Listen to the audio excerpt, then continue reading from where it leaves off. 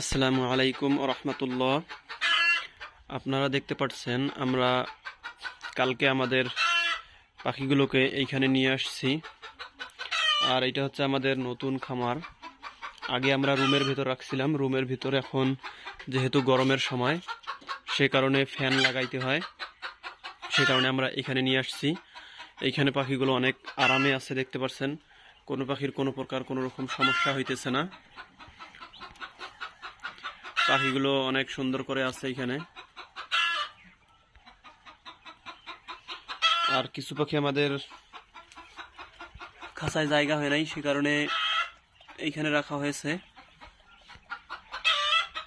আর খাঁচাগুলো আমরা এভাবে দিয়েছি, 3টে খাঁচা পরপর দিয়েছি। আর হচ্ছে আমাদের এই দিক আমরা ফাঁকা রাখছি, কারণ এই দিক হচ্ছে পূর্ব পাশে, এই দিক থেকে বাতাসটা আসে। আর এই দিক থেকে বাতাস আসার পর এই দিকে বাতাসটা যায়, সে কারণে এরকম করে রাখা, যেন 3টে খাঁচাতেই ভালো মতো বাতাস পায় দিনের বেলা। আর